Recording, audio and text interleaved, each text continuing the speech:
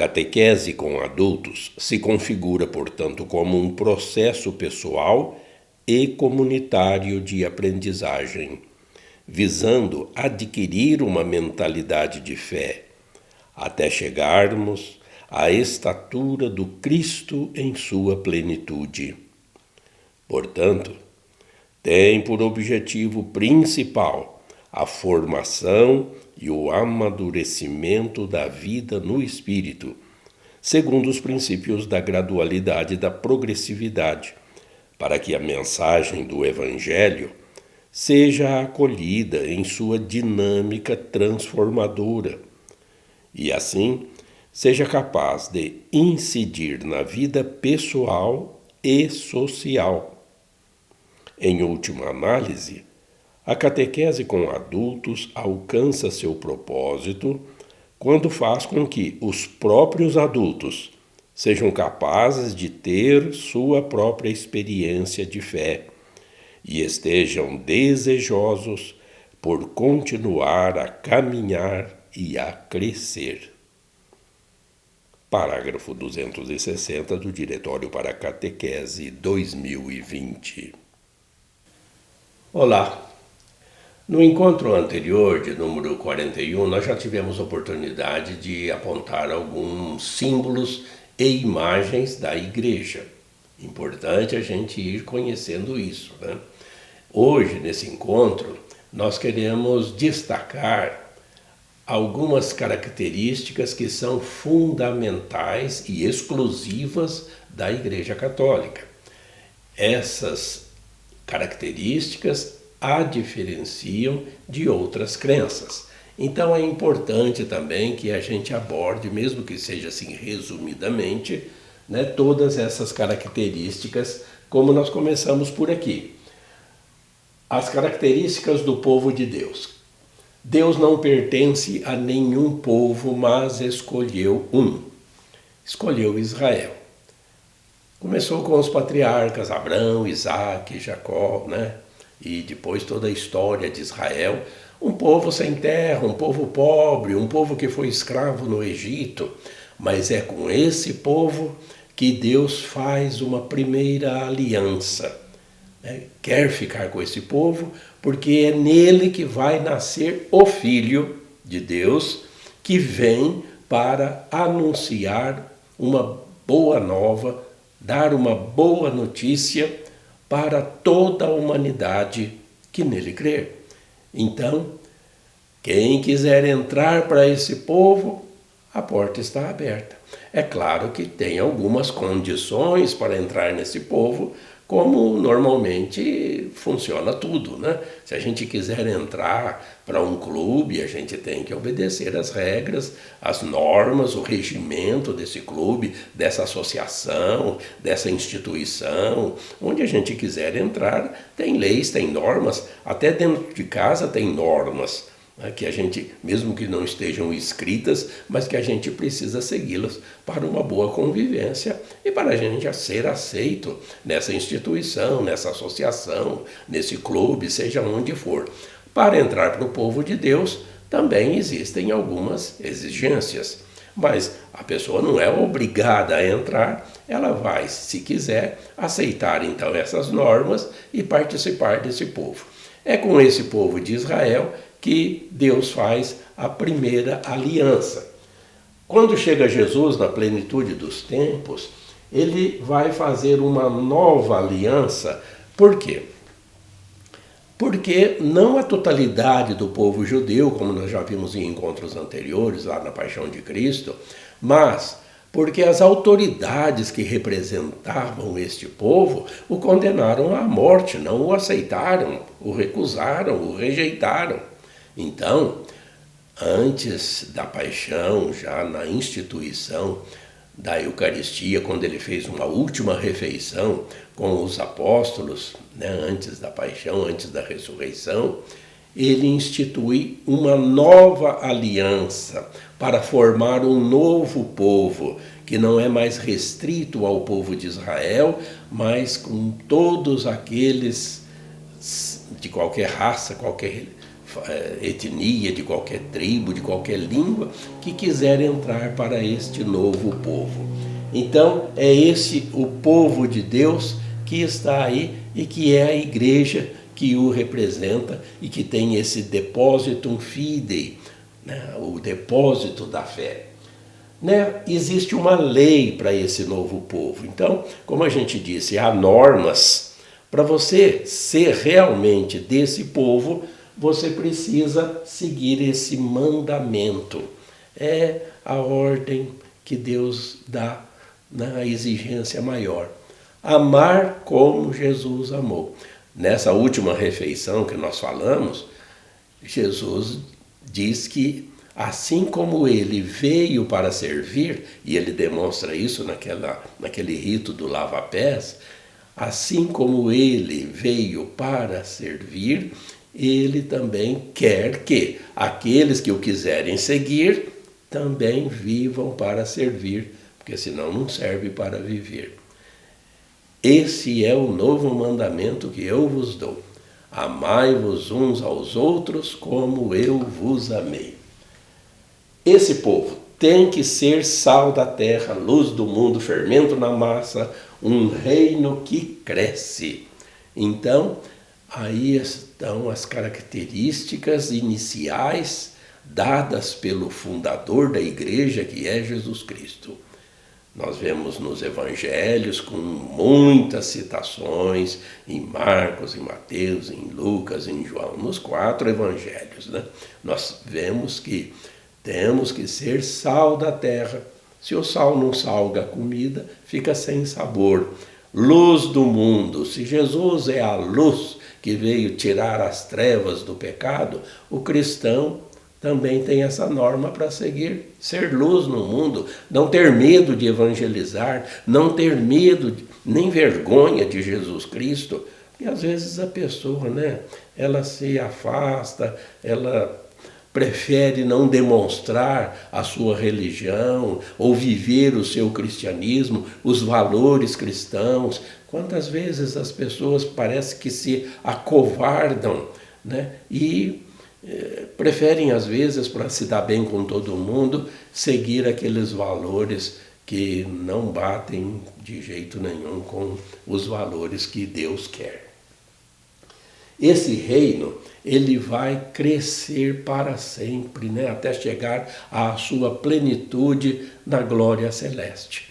Nós vamos ver também numa dessas características, e agora, que esse povo, com Cristo, por Cristo e em Cristo, Cristo é sacerdote, profeta e rei. Nós também somos um povo que nos caracterizamos por sermos também sacerdotes, profetas e reis. Em que sentido? Depois nós vamos lá no sacramentos da ordem, nós vamos ver que aquele sacerdote que nós chamamos de padre, que recebe o sacramento da ordem, ou mesmo o diácono ou o bispo, são funções na igreja. São funções. Agora, sacerdote, o único sacerdote perfeito é Jesus Cristo. E aí nós temos um livro no Novo Testamento que só fala disso, que é o livro aos Hebreus. Quando você tiver a oportunidade, o leia. Jesus é o sumo sacerdote perfeito, porque ele não tem pecado, o sacrifício que ele oferece, né, é ele mesmo, que também é um cordeiro imaculado. Então o sumo sacerdote é Jesus Cristo, só ele. Mas todos os padres, bispos, todos os cristãos que estão em Cristo, que vivem por Cristo, que caminham com Cristo, são sacerdotes em Cristo. Então é um povo de sacerdotes. Nós vamos ver na Eucaristia depois que não é só o padre que é celebrante, não é só o bispo, né? Todos celebramos, todos juntos com o sacerdote, o padre, o bispo. Ele, ao oferecer o sacrifício, é Cristo quem se oferece, mas nós somos sacerdotes também nesta liturgia. Profetizar. Profetizar é anunciar, é falar, é dar essa boa notícia da salvação, da redenção, de um reino preparado na eternidade para todos aqueles de boa vontade. Ora, Jesus é esse profeta, o profeta dos profetas, que substitui todos os profetas. Ele, como Deus que vem pessoalmente anunciar e dar esta boa notícia.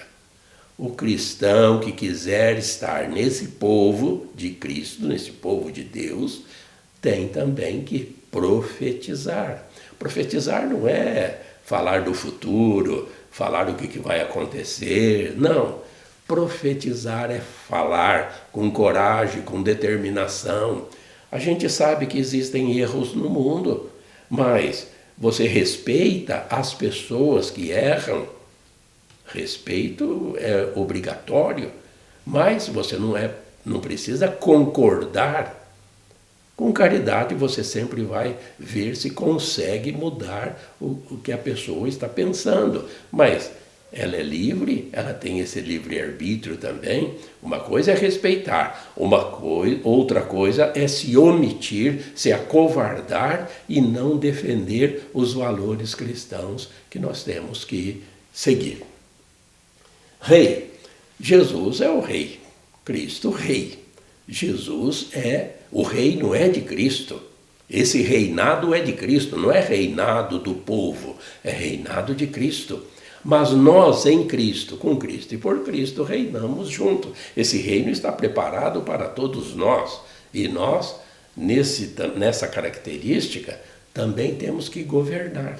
A igreja visível, que são as igrejas, os templos, as paróquias, as dioceses, o Vaticano, exerce esse reinado temporal, organizando, cuidando, pagando as contas, recebendo, né, porque é o povo que, com o dízimo, com suas ofertas, cuida das despesas que nós temos na administração de bens, de pagamento de funcionários, etc.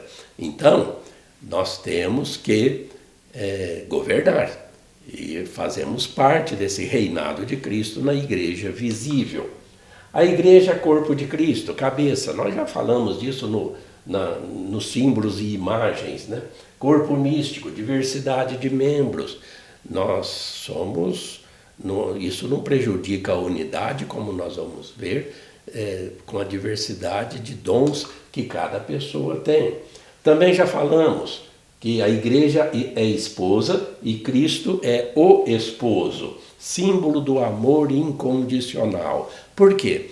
Porque isso está bem explícito nas cartas paulinas, Coríntios, Efésios principalmente, que Jesus é o esposo perfeito porque ele é capaz de morrer de amor pela sua esposa. Qual é a esposa, qual é a mulher que não quer um marido assim, que é capaz de morrer de amor por ela para salvá-la?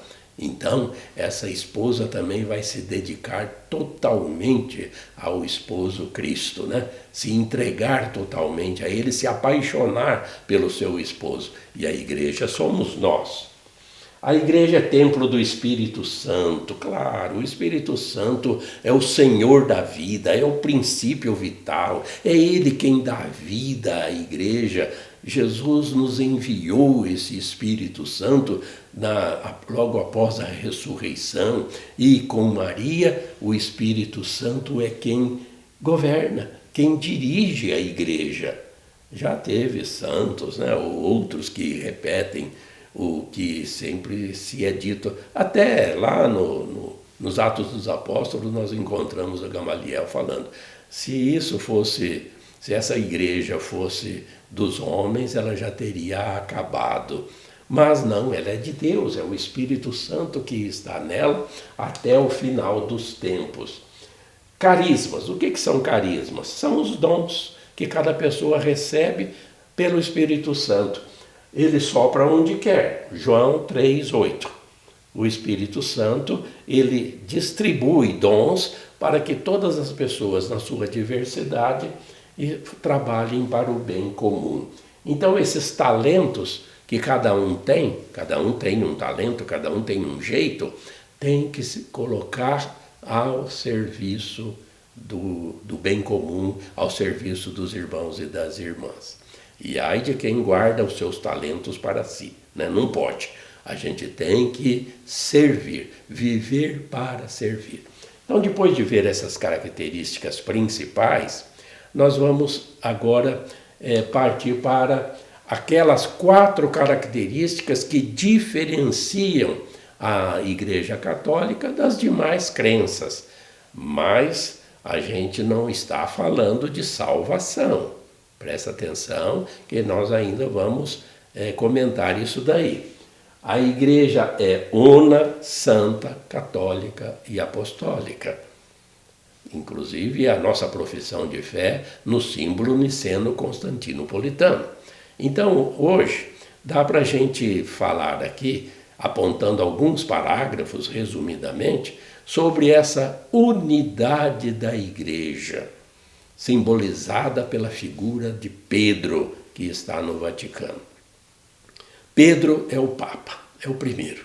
Foi a ele que Jesus entregou as chaves dos reinos dos céus. Mateus capítulo 16 é fundamental nessa colocação de que Pedro recebe, ele sempre liderou os apóstolos, é ele quem chega em Roma, é ele que é também executado em Roma, é ali que é colocada a sua sepultura, é feito o seu sepultamento, e sobre esta pedra, porque o nome de Pedro é pedra, né? Pedra, rocha, é sobre esta pedra que Cristo edifica a sua igreja. O Papa, Pater Patrorum, Papa, né? Ou papai, Pater Patrorum, pai dos pais. O Papa é a figura que simboliza a unidade da nossa igreja. Então nós estamos sempre unidos ao Papa através do nosso bispo, como nós ainda também vamos mostrar aqui, num dos próximos encontros. Vamos ler comigo. Parágrafo 813 do Catecismo. A Igreja é una, o mistério sagrado da unidade da Igreja. A Igreja é una por sua fonte. O modelo supremo e o princípio deste mistério é a unidade de um só Deus na trindade de pessoas, Pai e Filho no Espírito Santo. A Igreja é una por seu fundador, pois o próprio Filho encarnado, por sua cruz, reconciliou todos os homens com Deus, restabelecendo a união de todos em um só povo e em um só corpo. A Igreja é una por sua alma, o Espírito Santo que habita nos crentes, que plenifica e rege toda a Igreja, realiza esta admirável comunhão dos fiéis e os une tão intimamente em Cristo que ele é o princípio da unidade da Igreja. É, portanto, da própria essência da Igreja ser una. De modo que, por esse parágrafo, é um destaque fundamental de que, assim como Deus é um em 3 pessoas, a Igreja é una na diversidade de pessoas e unida a Cristo, que é o seu fundador. Esse parágrafo 815. Vamos lá. Quais são estes vínculos da unidade? Sobretudo, revestivos do amor, que une a todos na perfeição. Entretanto, a unidade da Igreja peregrinante, que está aqui na Terra, é também assegurada por vínculos visíveis de comunhão. 3 destaques. A profissão de uma única fé recebida dos apóstolos. Nossa profissão de fé. A celebração comum do culto divino, sobretudo dos sacramentos. Então aí os 7 sacramentos para nos ajudarem nesse caminho da salvação. Terceiro, a sucessão apostólica, por meio do sacramento da ordem que mantém a concórdia fraterna da família de Deus. Todos sucessores dos apóstolos, todos os bispos. Continuando, a única igreja de Cristo é a que nosso Salvador, depois da sua ressurreição, entregou a Pedro para que fosse seu pastor e confiou a ele e aos demais apóstolos para propagá-la e regê-la. Esta igreja, constituída e organizada neste mundo como uma sociedade, subsiste na Igreja Católica. Está em um termo em latim, subsistit in. Governada pelo sucessor de Pedro e pelos bispos em comunhão com ele. Esse verbo subsiste já foi alvo de muitos debates. Ele surgiu no Concílio Vaticano II e permanece lá na Lumen Gentium, Luz dos Povos, e a Constituição dogmática sobre a Igreja. O que significa? Que a Igreja Católica, com Pedro e os bispos sucessores dos apóstolos, porque todos eles, como numa corrente de vários elos, todos os bispos atuais têm uma linha sucessória garantida desde os primórdios. O Papa também tem toda a história dos papas com essa sequência. Por exemplo, o Papa Francisco, do 166º Papa na história. Então, todas essas características, elas estão em plenitude, subsiste, na Igreja Católica. Aí as demais fés, as demais crenças, outras igrejas, elas têm também características, mas não todas estas. Na plenitude só a Igreja Católica, mas as outras também têm lampejos dessas características que a Igreja tem na sua plenitude. Mas veja, nós não estamos ainda falando em salvação. Depois ainda a gente comenta isso. Parágrafo 819, leia aí comigo. Além disso, muitos elementos de santificação e de verdade existem fora dos limites visíveis da Igreja Católica, como a palavra escrita de Deus, a vida da graça, a fé, a esperança, a caridade, outros dons interiores do Espírito Santo e outros elementos visíveis. O Espírito de Cristo serve-se destas igrejas e comunidades eclesiais como meios de salvação, cuja força vem da plenitude de graça e de verdade que Cristo confiou à Igreja Católica. Todos esses bens provêm de Cristo e a Ele conduzem e impulsionam para a unidade católica, que quer dizer universal. Pronto, está aqui nesse parágrafo 819, quando a gente fala de salvação, nós estamos deixando bem claro, bem esclarecido.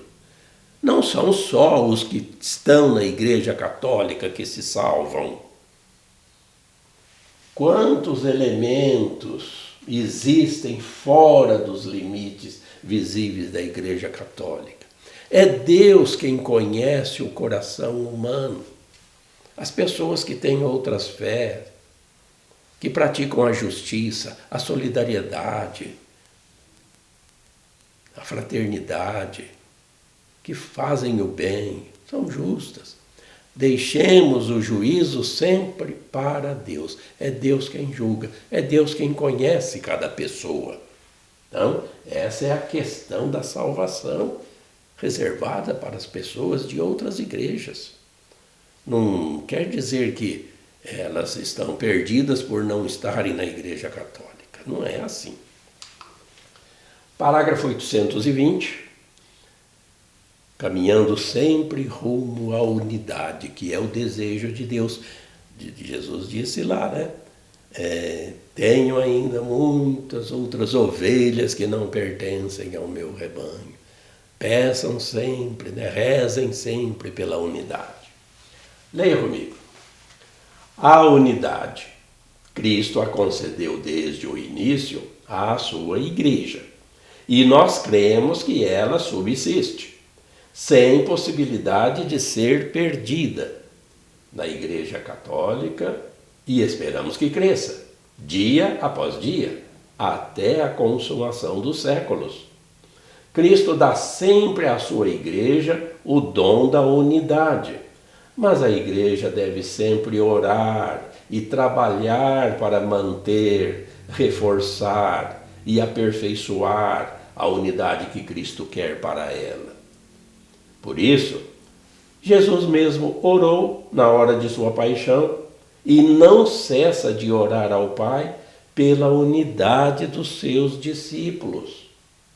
Que todos sejam um, como tu, Pai, estás em mim e eu em ti. Que eles estejam em nós, a fim de que o mundo creia que tu me enviaste. O desejo de reencontrar a unidade de todos os cristãos é um dom de Cristo e um convite do Espírito Santo. Então fica de novo aí bem esclarecido que essa unidade ela vai acontecer. É o desejo de Deus, ela vai acontecer. Por isso sempre, né, sem pedras na mão, com tolerância religiosa, Deus sabe o que faz, viver a fé pessoalmente, viver esses princípios que Deus quer, isso é o importante. E a igreja, como uma mãe carinhosa, devotada aos seus filhos, está sempre procurando fazer que o bem aconteça já aqui na terra. É a sua luta. Apesar de tudo, né? Não precisamos comentar agora isso daí, essas perseguições, mas a igreja vive para isso, porque é o que Deus quer. E, terminando, nós estamos aqui já no parágrafo 822. Leia comigo. A preocupação de realizar a união diz respeito à igreja inteira, fiéis e pastores.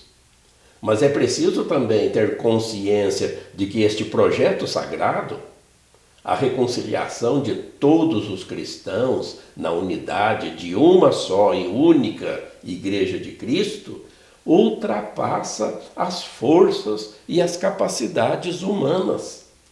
Por isso depositamos toda a nossa esperança na oração de Cristo pela Igreja, no amor do Pai por nós e no poder do Espírito Santo. De modo que é um projeto de Deus, cabe a Ele. Mas nós fazemos a nossa parte com as forças, embora limitadas, que temos. Para isso existe o ecumenismo, que é uma forma que o concílio, né, vem trabalhando para que essa unidade aconteça. Tem o diálogo interreligioso entre as religiões, com outras que nem professam a sua fé em Cristo Jesus, mas fazendo a nossa parte, mas confiando em Deus, que é o único pastor que quer reunir em um só rebanho todas as pessoas de boa vontade, que queiram entrar para este povo e caminhar com Cristo como seus discípulos. Permaneçamos assim, fiquemos com Jesus Cristo, porque só temos a ganhar. Sair de Jesus Cristo é um passo em falso, é uma insensatez. Permaneça com Deus, persevere na fé, fique com Ele e Deus te abençoe.